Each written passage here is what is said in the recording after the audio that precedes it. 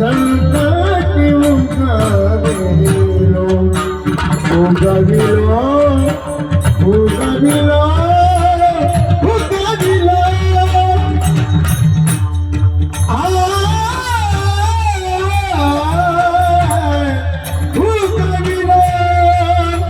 संकटी उगविलो संकटी उगविलो संकटी संकटी पर्वताले शरणागती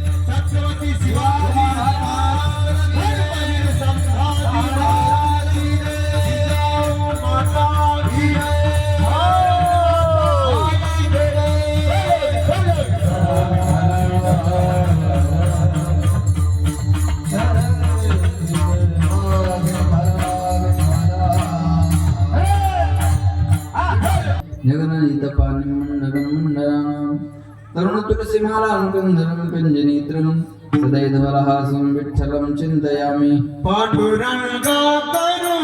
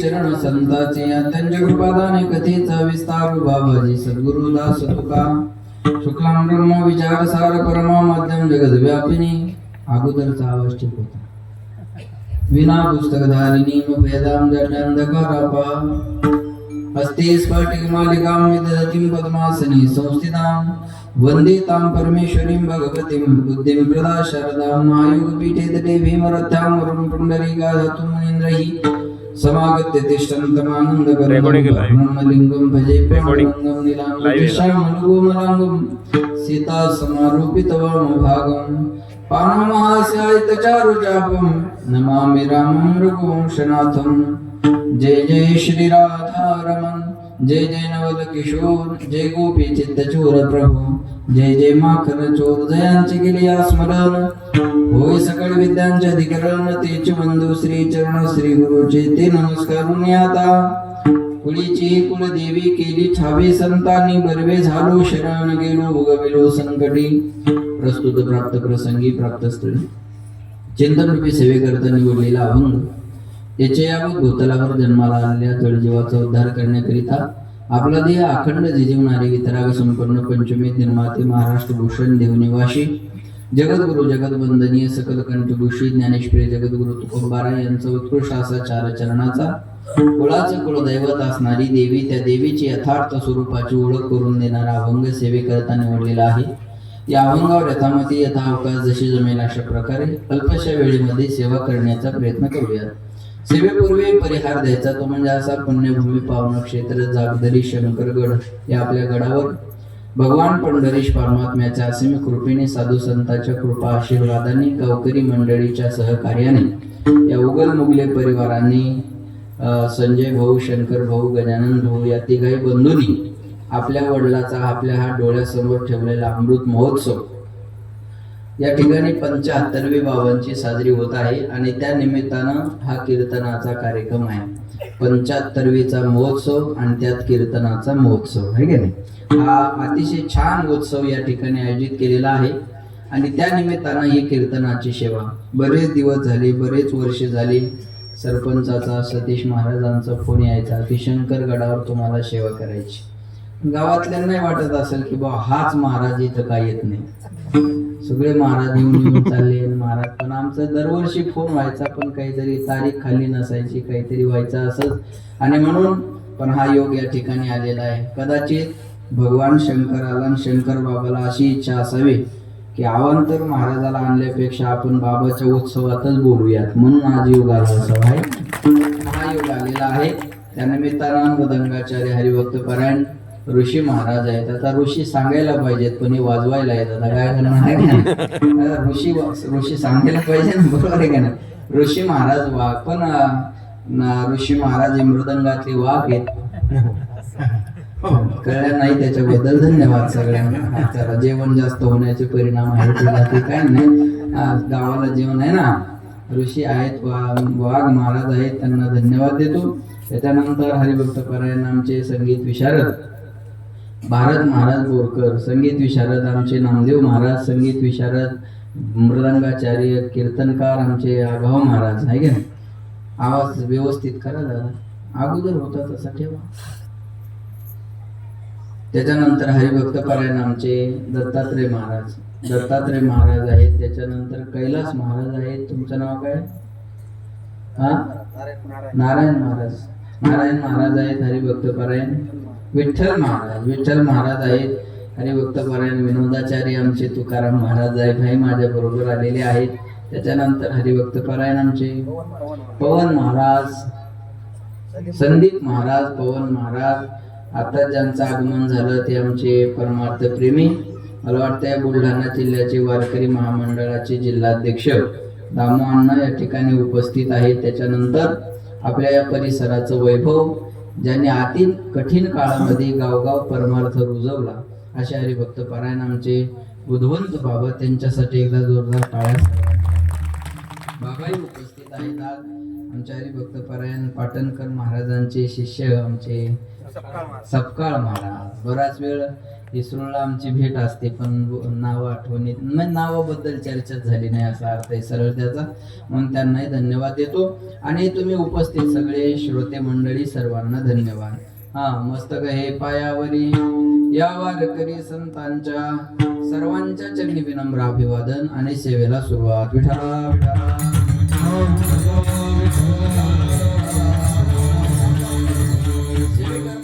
अभंग तुकोबारायांचा आहे. जगद्गुरु तुकाराम महाराज अभंगामध्ये कुळाचं कुळदैवत असणारी देवी, त्या देवीची यथार्थ स्वरूपाची ओळख महाराज म्हणतात आम्हाला संतांनी करून दिली. कुळीची ही कुळदेवी केली ठावी संतांनी.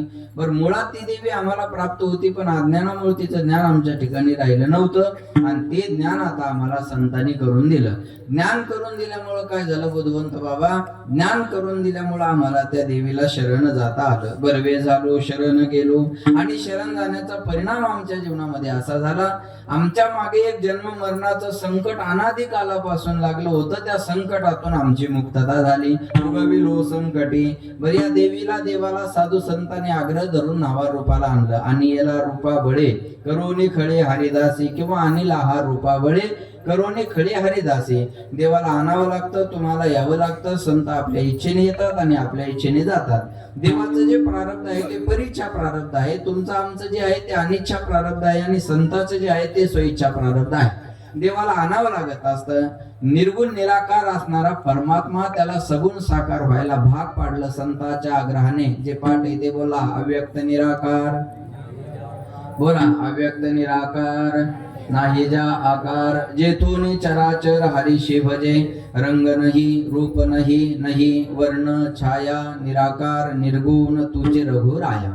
ज्याला आकार उकार मकार चकार रंग रूप वर्ण छाया काहीच नाही असा असणारा परमात्मा आकाराला उकाराला मकाराला चकाराला रंगाला रूपाला वर्णाला छायेला ज्यांनी आणला त्यांना म्हणतात संत. पण तो सहजासहजी नावा रूपाला आला नाही महाराज. मग त्याच्यासाठी साधू संताला आग्रह धरावा लागला. करोनी खळे हरिदासी. खळे म्हणजे अट्टाहासी, खळे म्हणजे आग्रह.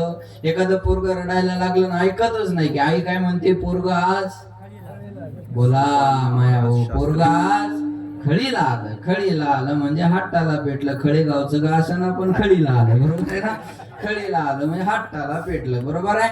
तसं महाराज संतांनी आग्रह धरल्यामुळं देवाला नावा रूपाला यावं लागलं. त्याचं कारण सांगतो. अहम भक्त पराधीनहा. मी प्रामाणिकपणे सांगतो माझी आज कीर्तन करण्याची कॅपॅसिटी नाही.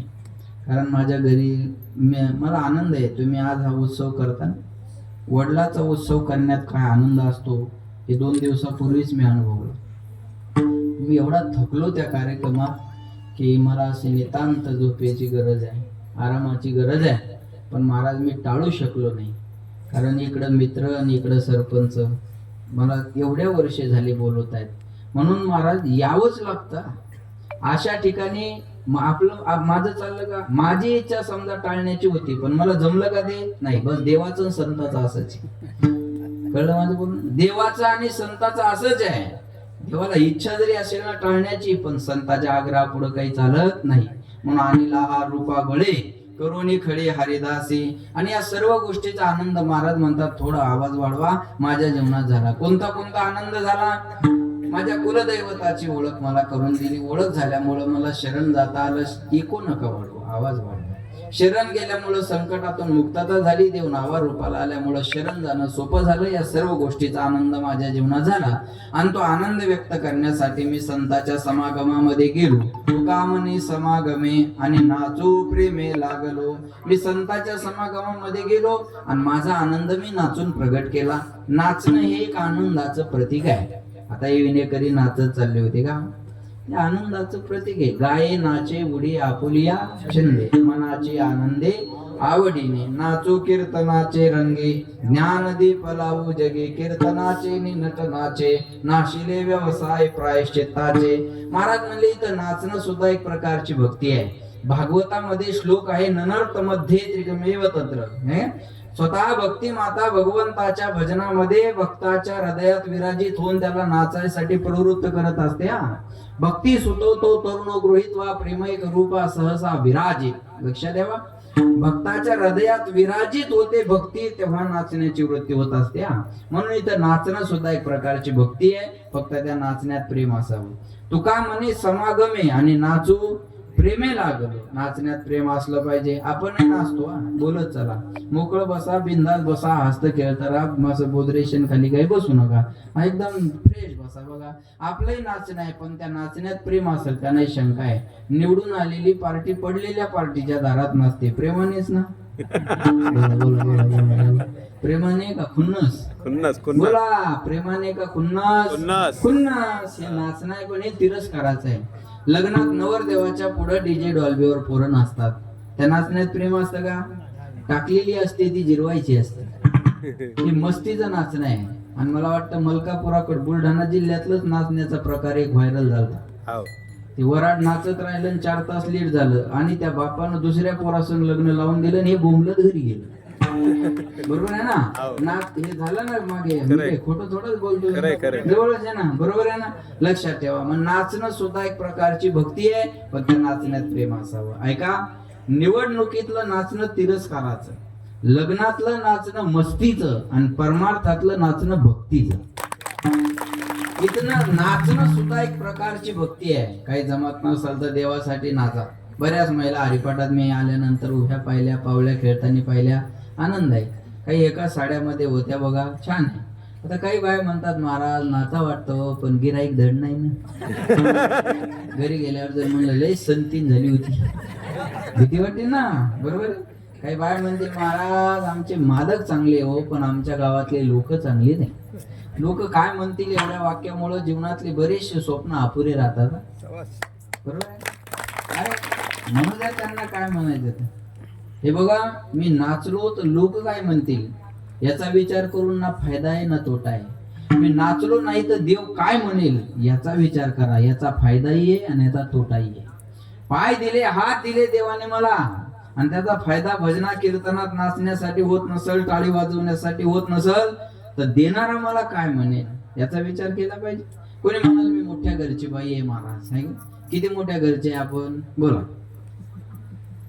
आपण किती असून आता सरपंचाची बायको, चेअरमनची, पाटलाची, आमदाराची, खासदाराची, बरोबर आहे ना. मीराबाई राजाची पोरगी होती. मीराबाई राजाची पोरगी होती. राजपूत समाज, राजघराणा, पण भजनात ना या पुढे या. राजपूत समाज, राजघराणा, पण भगवंताच्या भजनामध्ये नाचायला लाजली नाही. महाराज म्हणतात, मीरा दिवानी हो गई रे, मीरा मस्तानी हो